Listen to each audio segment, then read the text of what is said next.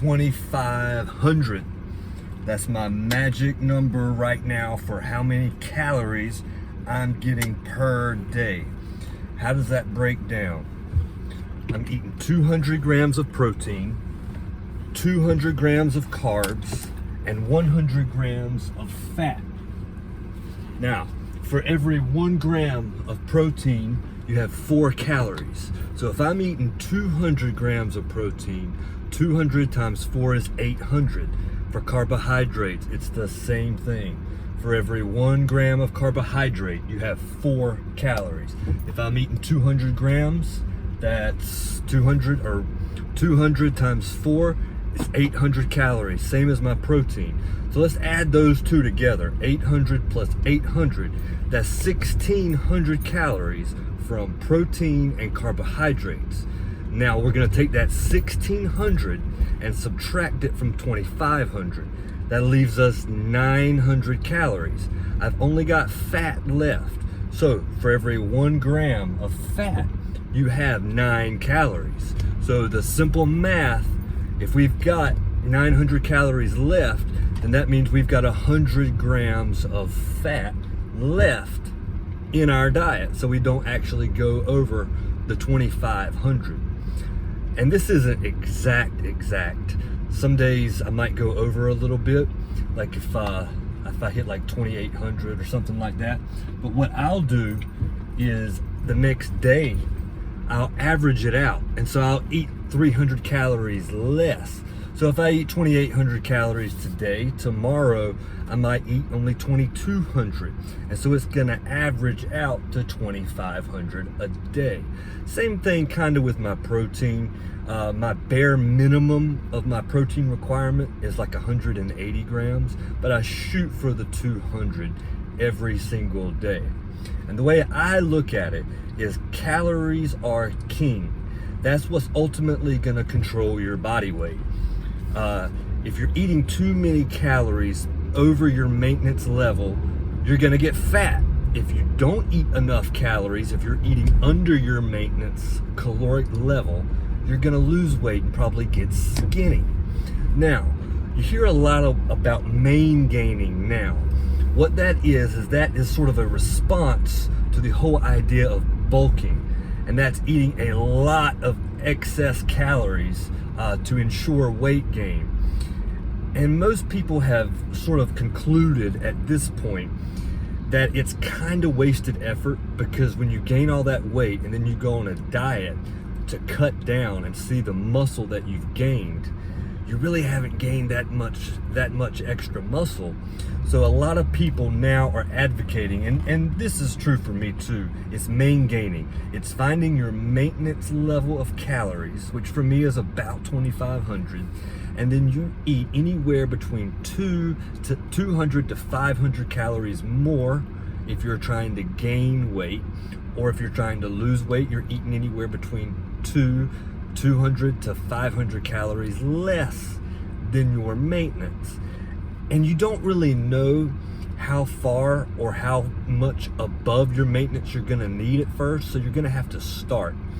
I would just start with an arbitrary number like 500. If you're trying to gain weight, if you're a skinny dude, first of all, you need to figure out how many calories you're eating anyway. And I can promise you, if you're not in the habit of tracking your calories, you're not eating anywhere near the amount of food that you think you are.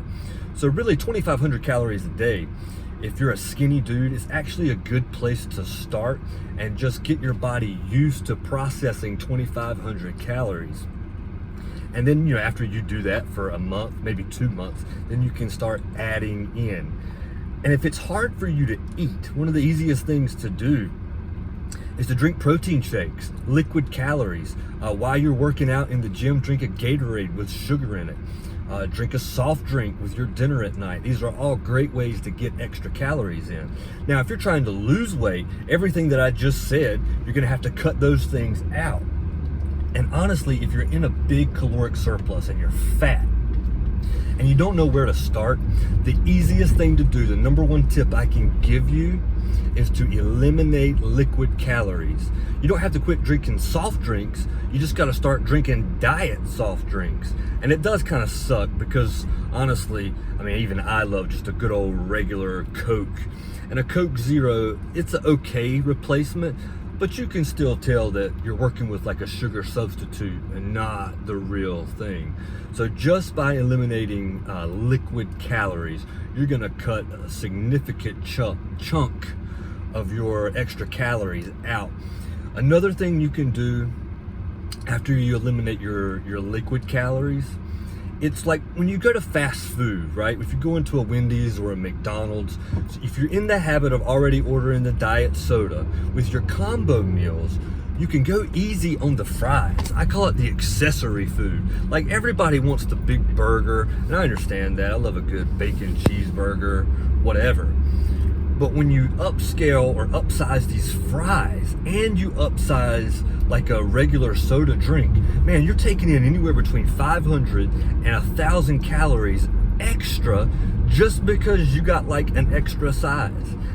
And my thing is, you should start with those. Start with cutting the liquid calories. Start with cutting out like your sides, your fries. Cut that down. And you can still leave in a lot of really good tasting food that most people would say is unhealthy. And you can still eat like that if you'll just learn how to actually manage your actual calories and keep those under control. That's the biggest thing. Calories control your body weight, but your macronutrients, your proteins, your carbs, your fat, that's what's actually gonna allow you to adjust your body's composition. So maybe like, maybe you're a dad and you're got one of these skinny fat bodies where you've got kind of like this poochy beer belly, but your legs and your arms are really skinny.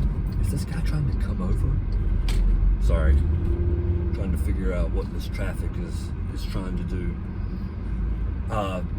So yeah, if you're skinny fat, you definitely can eat about, you can find your caloric maintenance level. Let's just stick with the 2,500. Stick with the 2,500, and what you're gonna do is you're gonna adjust, you're gonna increase your protein, you're gonna reduce the amount of carbs that you're eating, and your body is going to get into the process of building muscle and burning fat.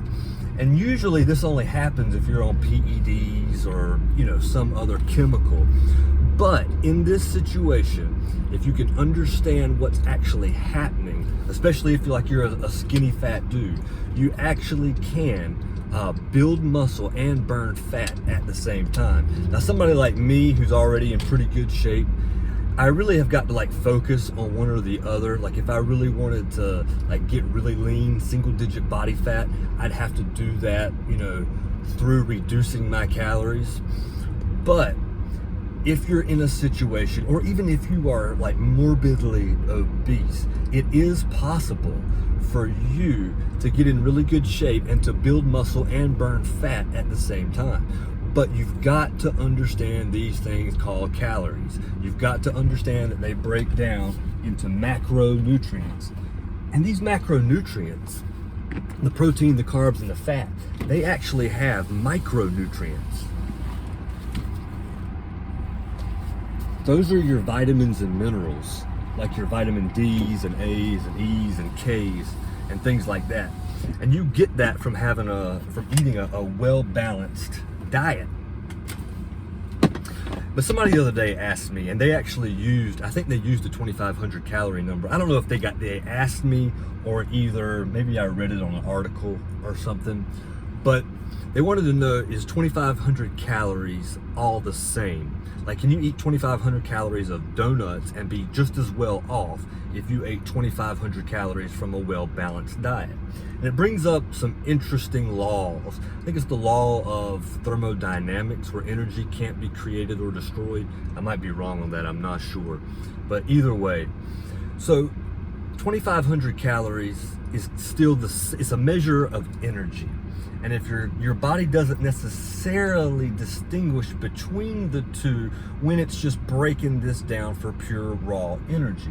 So you could probably get by for maybe a couple of days of eating 2,500 calories of nothing but donuts. But after a while, your body's gonna miss out on the vitamins and the minerals from other foods. And that's where you're gonna get into trouble. Like something as simple as fiber that you get from some carbohydrates, but mostly like fruits and vegetables.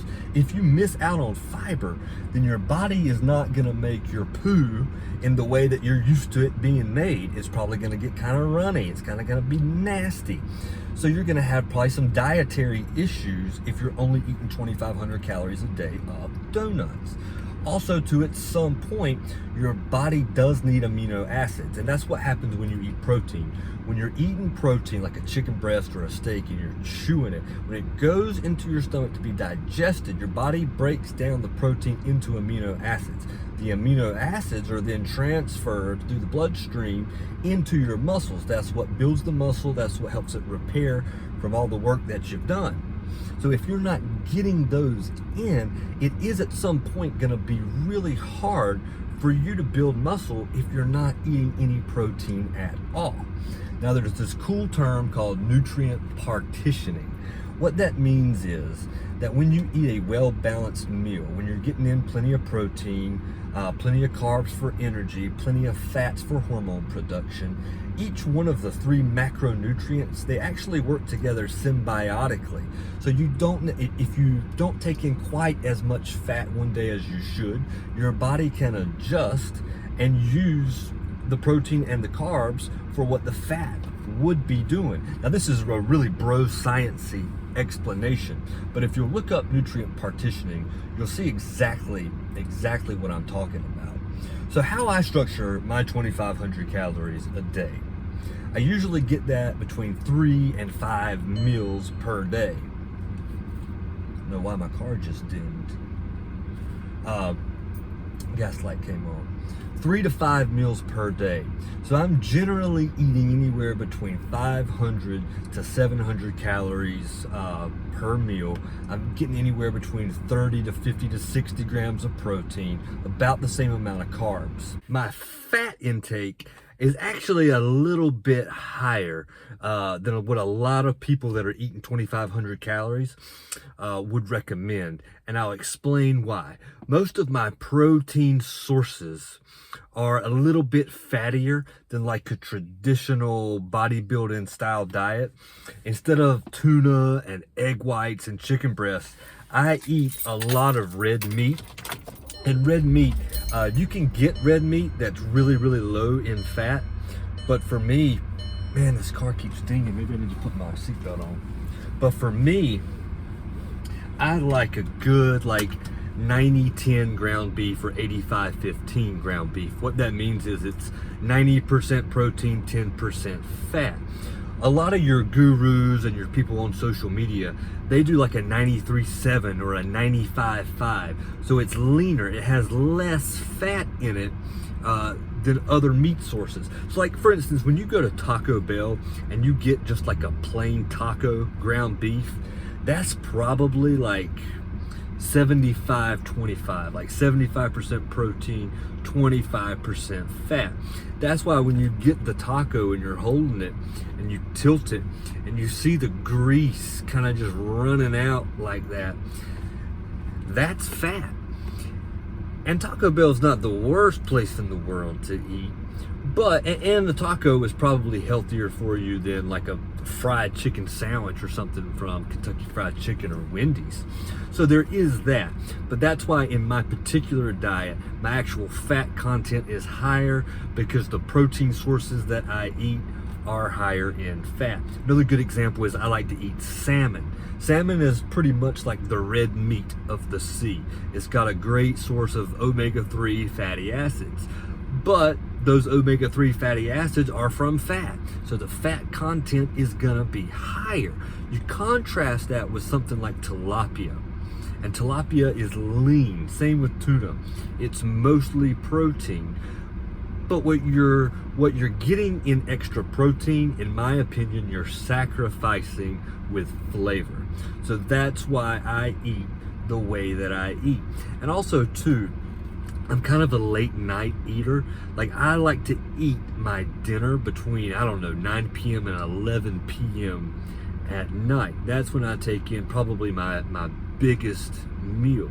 But when you're counting your calories and you're managing your macros, that's okay, because I'm not taking in any extra or excess calories late at night. And a lot of people will say, oh, well, you're just going to bed and you're sleeping on them and you're not moving or exercising. And they do have a point. But the way the body works, if I eat a lot of carbs, I'm just gonna be extra carbed up for my workout tomorrow, the next day. And I usually don't work out in the mornings. I'm usually like in the gym by about lunchtime. So usually for me, breakfast is my pre-workout meal. I might have like a little snack, a protein bar or something in between breakfast and when I'm actually at the gym. But for me, most of the time, breakfast is that pre-workout meal. So if I've had a bunch of food from the night before, that food is what I call loaded. That means it's digested. Those carbs and that protein, the amino acids, that's literally in my muscles ready to be used. That's why when you hear the term carbon up or carbon out, you're ingesting an extra amount of carbohydrates to fuel your glycogen stores out. So you've got all this extra energy in your muscles ready to be utilized, and that's how you get a pump. So it's really good when you're talking about calories, you're trying to figure out your macronutrients. Before you go to the gym, you need to make sure that you've eaten carbohydrates, because that's where you get your energy from. Now, a lot of people, they like to do carnivore or keto. So we're not talking about that. We're talking about a diet where you manage your calories and you're eating a well-balanced diet of protein, carbs, and fat, and you're getting plenty of micronutrients with your vitamins and minerals. If you're doing that, you want to eat, I would say, at least 50 to 100 grams of carbs. So that's anywhere from 200 to 400 calories of carbohydrates that you would want in your body digested before you start the gym. Now, you can't just eat, finish up, and walk straight into the gym and work out. I mean, you can, but there's going to be all kinds of digestion issues. In order to get a pump, you need blood circulating. In order to digest your food, you need blood pooled in your stomach, sitting here, helping the food to digest. If you're trying to train too fast after you've eaten, your body doesn't know what to do. The blood needs to be here to digest your food, but it also needs to be circulating so you can get a pump. And on top of that, that food that's being digested, it's not in your muscles yet ready to be used because it's not digested yet.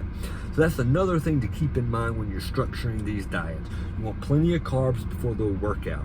If you're a low carb guy or you don't want to eat carbs later in the day, that's fine. But at least before the workout, you want to have your energy levels maxed out as much as possible.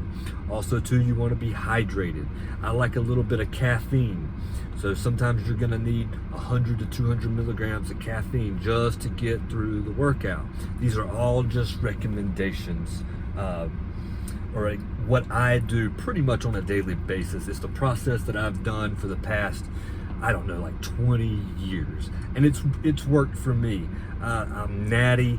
I've cycled maybe 3 different times, most of them in my early 20s. I figured I've got decent genetics. If I just work hard, I stick to my diet, I stick to my training program, I know the results are gonna come. So if you don't know where to start learning about calories, prioritize your protein, and get plenty of carbs before you train, and then just don't go over however many calories it is you need per day.